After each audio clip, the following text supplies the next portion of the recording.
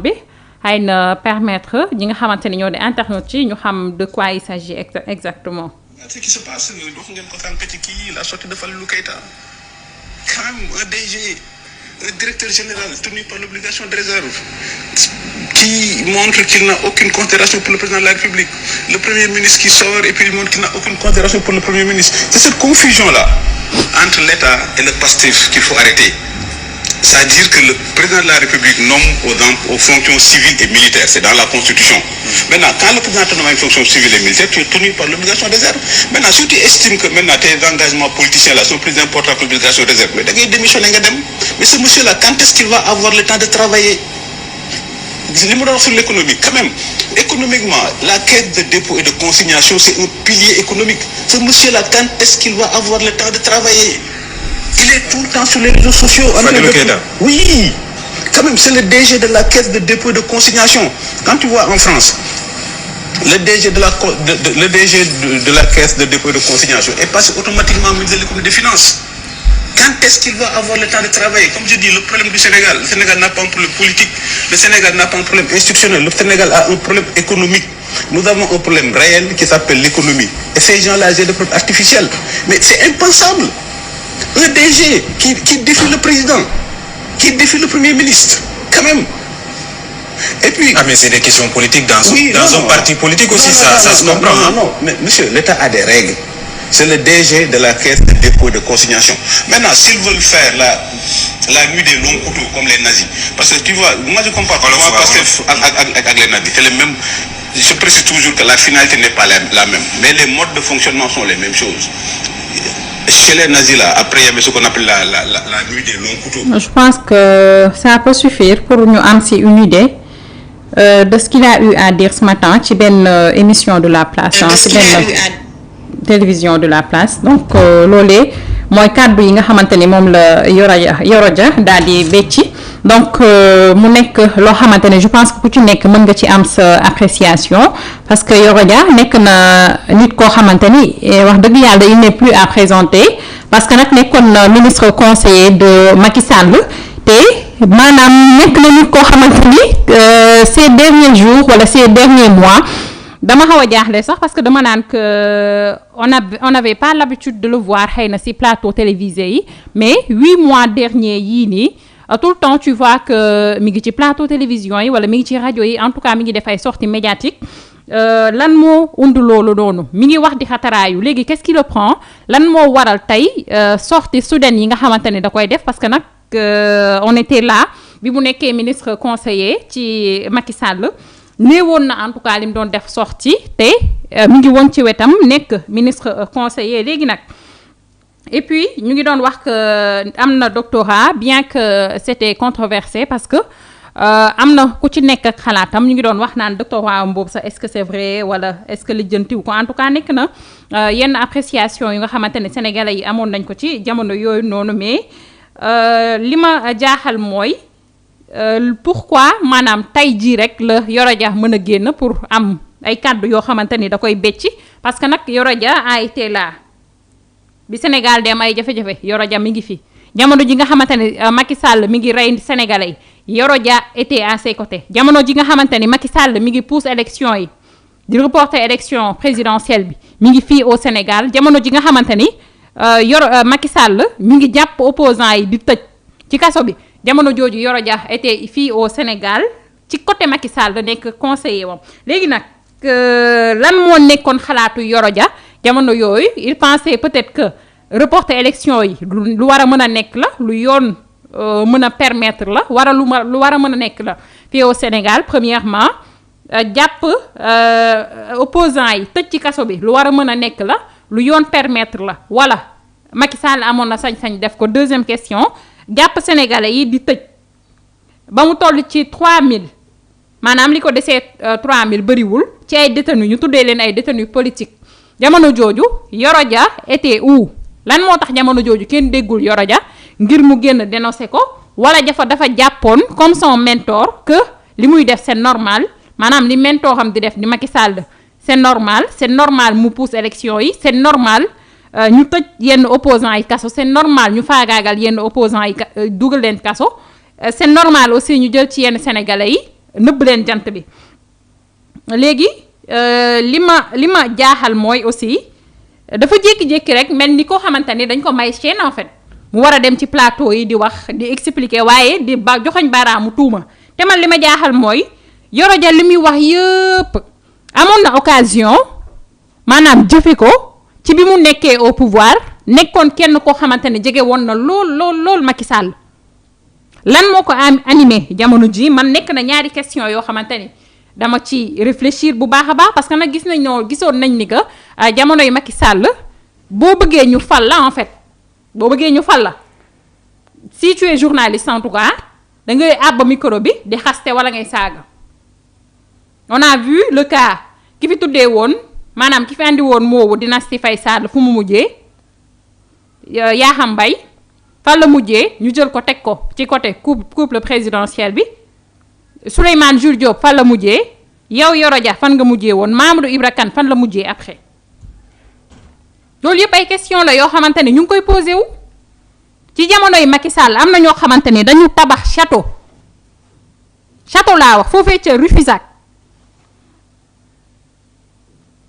te boobu boroom mi ngi ci pouvoir bi ci pouvoiru Macky Sall fan la jëlee woon koppar yooyu est-ce que du proximité mag Macky Sall moo ko mayoon entre autres questions yoo xamante ne sénégalais yi ñu ngi koy posé wu man maa ngi koy posé wu ndax maanaam Yoro Dia ak i ñoñam duñu bëgg ñu fal leen moo tax tey jii ñu jéem a essayer même méthode bi nga xamante ne moom lañ doon def à Macky Sall avec Macky Sall ou pas loolu question la boo xamante ne ñu ngi koy laajte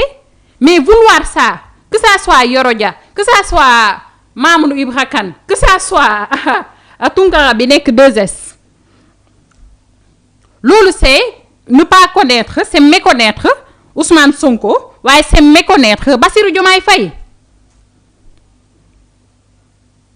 Yoro Dia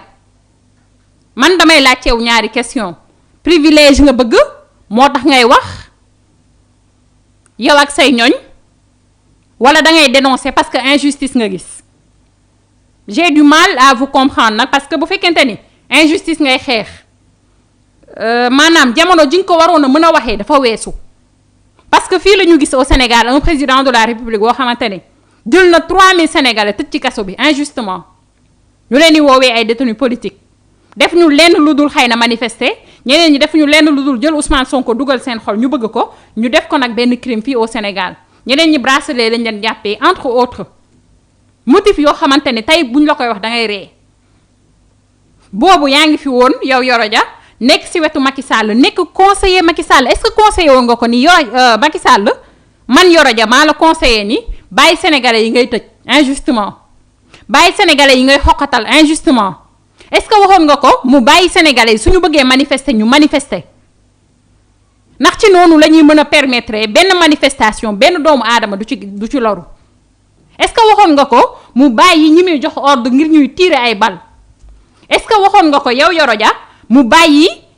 moom ak ki njoñam nervi yi nga xamante ne ñoom la ñuy recruter est-ce que demandé woon nga ay explication c'est 40 milliards d'armement yi entre autres questions yoo xamante ni man dama koy posé wu bu fekkee injustice pour injustice moom ngay xeex loolu moo la animé ba tax tey nga ne da ngay génn pour wax 8 mois yi nga xamante ne moom la Bassirou Diomaye Faye nekk au pouvoir yëpp ñu ngi lay gis ci plateau télévisé yi ngay becceeku di becce ay kàddu lan moo la animé parce que bu fekkee xeex injustice la man j'aurais du mal à vous comprendre parce que amoon nga benn occasion boo xamante ni du sax ci plateau télévisé mais mënoon nga wéet ak Macky Sall ne ko dama ne saay élection yi da nga koy respecter parce que calendrier républicain bi lii la wax ak lii mais nga bàyyi ñu reporter une élection présidentielle ay manifestation am ci ba li ciy xew-xew ci nga bàyyi ñu tëj ay sénégalais ci kaso bi ba li ciy xew-xew ci ñu bëri am ay lor yoo xamante ni jël nañ ko ci ay conséquences yoo xamante ni ba tey ñu ngi koy dund ci seen vie bàyyi ñu tëj ay opposants bàyyi ñuy faagaagal ay opposants ba tey jii yow tey soo bëggee jug ne da ngay ériger wu en donneur de leçon man day nekk kaa ci man et c'est un réel problème pour moi parce que yaa ngi waxu Fadilou Keita di wax que il faut ñu dissocier l'État ak le parti mais saa yéen man j'ai l'impression que vous devenez amnésique wala da ngeen di fàttelu wala da ngeen di taylu ñaari cas yooyu wala ñetti cas yooyu je me dis que am na boo xamante ni moom ngeen ciy dund parce que man mënuma comprendre yéen ñi nga xamante ni yéen a waxoon la patrie avant le parti mujjee ci jël parti bi teg ko ci kaw askan wi yéen a war a jug tey pour joxe ay leçons Fadilou Keita c'est un directeur général boo xamante ni c'est là son mot à dire dafay génn wax ko waaye su waree liggéey tamit dafay liggéey le pourquoi je ne comprends pas réaction wala interprétation bi nga xamante ni ñenn ñi def nañ ko ci sorteem bi nga xamante ni def na ko bu mujj bi je ne dirais pas sortie mais texte bi nga xamante ni bind na ko à travers sa page Facebook c'est un Sénégalais c'est un directeur général c'est quelqu'un boo xamante ni tey am na fi poste de responsabilité je ne comprends pas pourquoi tout le temps ngeen bëgg a créer dualité maanaam bu nekkul dualité au sommet de l'État entre Ousmane Sonko Bassirou Diomaye Faye maintenant da ngeen cee roqos Fadilou Keita ne Fadilou day defanteeg Ousmane Sonko day diir mbagg Bassirou Diomaye Faye quel problème avez-vous problème bi ngeen am man laa bëggoon comprendre peut-être suñ leen comprendre woon dina neex su ñun wala dina gën a yomb ñu percevoir message bi nga xamante ne moom ngeen bëgg a joxe mais day jafe su ñun bu ñu leen di dégg ngeen wax pour man boog personnellement c'est problématique parce que Yoro Dia buy wax man maa ngi gis maanaam jëfi Macky Sall te su may gis jëfi Macky Sall jëmmi Yoro Dia faaw mu ciy teew ndax Yoro Dia a été là ministre conseiller wam la woon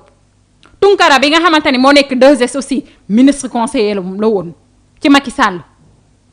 kon yéen ñëpp jamono ji bu nit ñi di wax yéen da ngeen war a toogee nee en tout cas en ce qui concerne de donner des leçons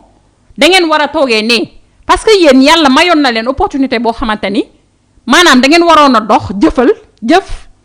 conseiller le président Macky Sall ne ko bàyyi sénégalais yi ngay xoqatal bàyyi sénégalais yi ngay rey bàyyi sénégalais yi ngay tëj ci kaso bi bàyyi élection yi mu dox ci yoon bàyyi Ousmane Sonko bi nga xamante ni moo nga jug ne par force da nga koy faagaagal mais vous ne l'avez pas fait léegi nan ngeen mën a comprendre